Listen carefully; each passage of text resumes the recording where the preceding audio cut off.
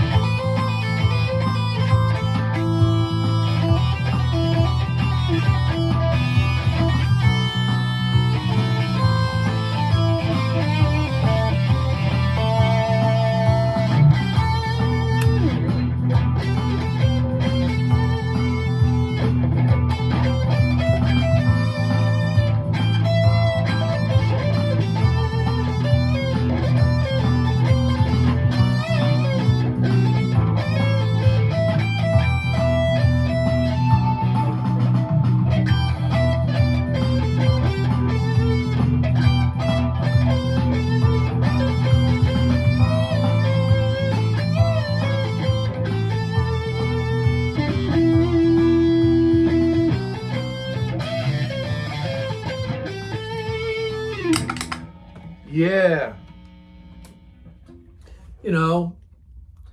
First time playing today. First one take beanie, of course. So a couple of fluffinotas in that one there. I'll try to play the same exact thing. I know the track skips. I apologize for that. I can't find it. I don't know. I didn't save it, or else I would re-record it and hope it wouldn't skip as bad. But let's let it rip.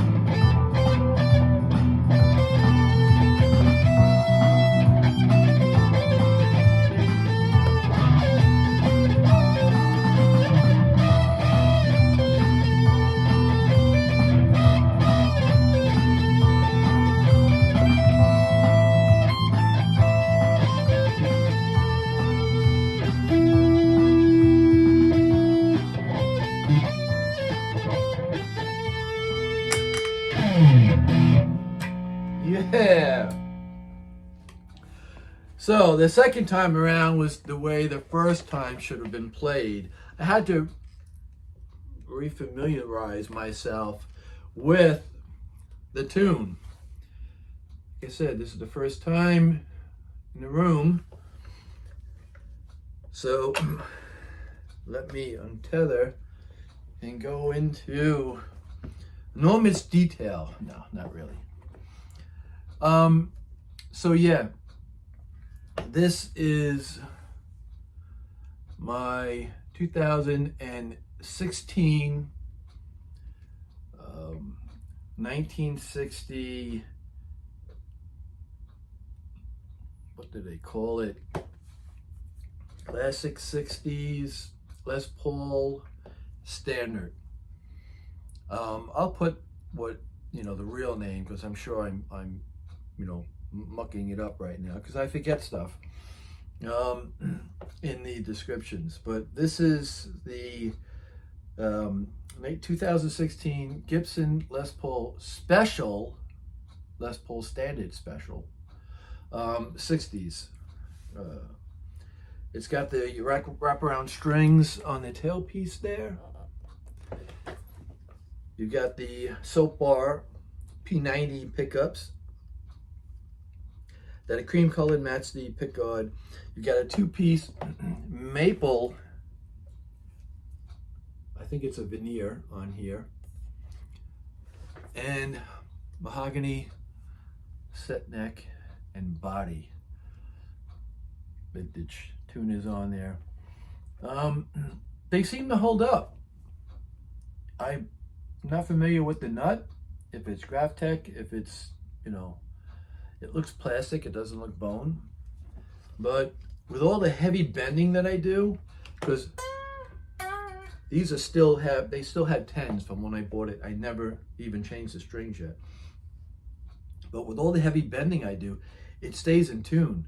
So I'm, impressed by it. Three-way toggle, I set it on my sweep on that angle instead of up and down.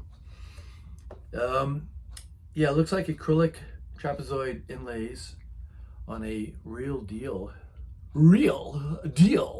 rosewood fingerboard. 22 nickel polished frets. Medium jumbo, by the way. Very nice. Sweet guitar. I love it. The best part about P90s is that they give you a unique thick tone, choking, while you're playing, dirty. Clean, man, you play this through clean with, and I'm not going to play it clean because I'm not a clean player. The reverb on or chorusing or something, fantastical. Not fantastical, fantastical. So yeah, this is, made in USA. It's the real deal. Yeah, it's just, I love the guitar. I love the volume and tone. I love the pins they have on it to reminisce the 60s style Les Paul. Not that heavy, not that light. It's got like the Goldilocks zone. It's in the Goldilocks zone of weight. This is a little bit lighter. I believe, I'm not exactly sure, so you can correct me if I'm wrong, because I always say things wrong or backwards, but this feels like it's weight relieved just a little bit. So this thing here has a two-piece maple top. That's natural satin finish front and back. This has got the gloss on it, but you could see, and it's not going to show on the camera, but this is bird's eye. It has bird's eye spots on it. And again, I set the sweep on a three-way to go that way. This one here is a 1992. 92, made in USA, Gibson Les Paul Standard. I think this is a special, something like that. I'll have to check again and add that to my description as well. Great 60s neck on that one. This one here, this is This is sweeter than this is a nice thin neck, thinner than the 60s neck. By far, it's almost equivalent to the Mark Tremonti, Paul Reed Smith behind me.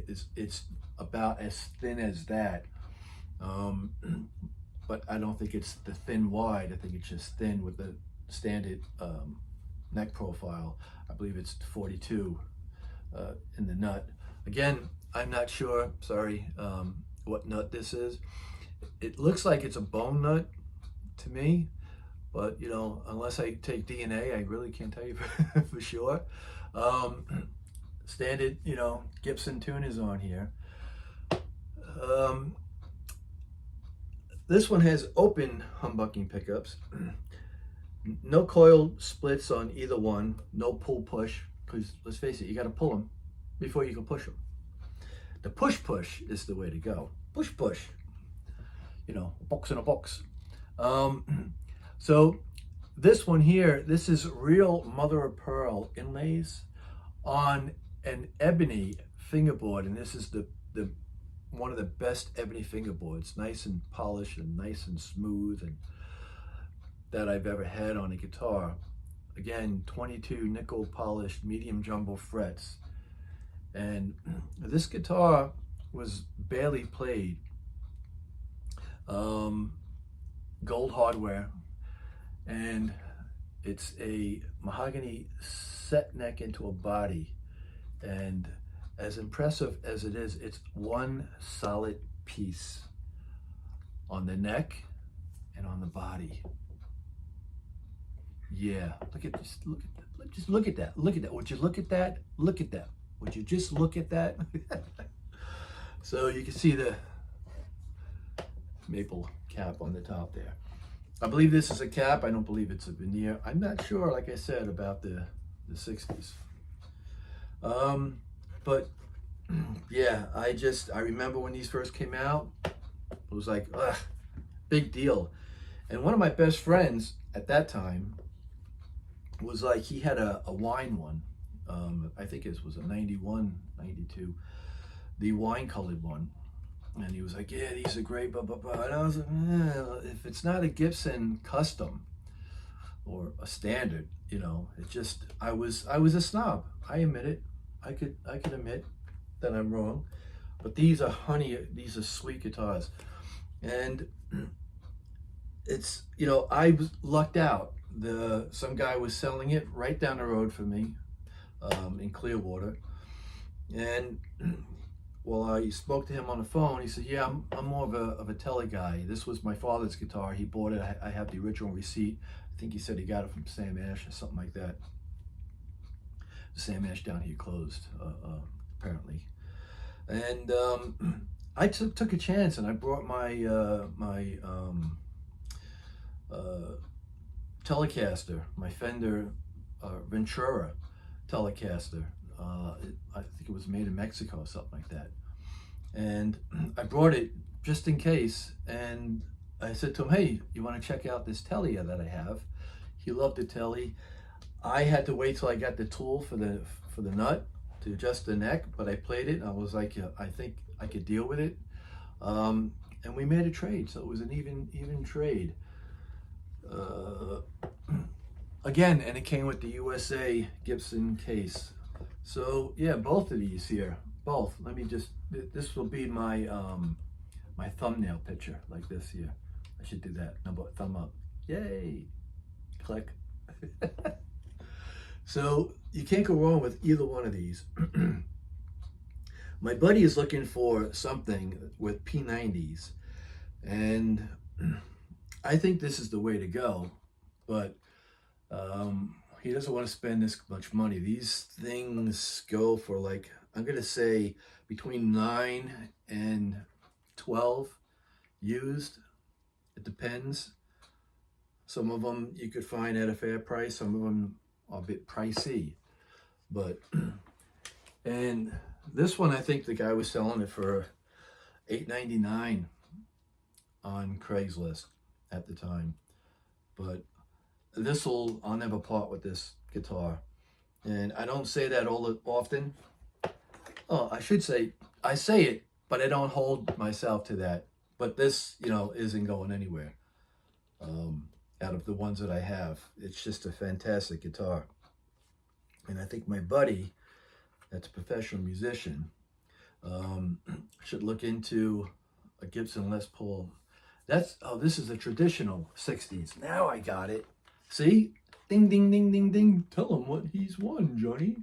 Yeah, this is a Les Paul traditional 60s. So, and I was returning, again, this was a fluke too. I was returning a guitar at Guitar Center that I had a Gibson Les Paul Standard, and it was like a $1,800 guitar, and I was used, and I was returning it because it had sharp frets, and I didn't like the sound of the pickups. And this was behind the counter.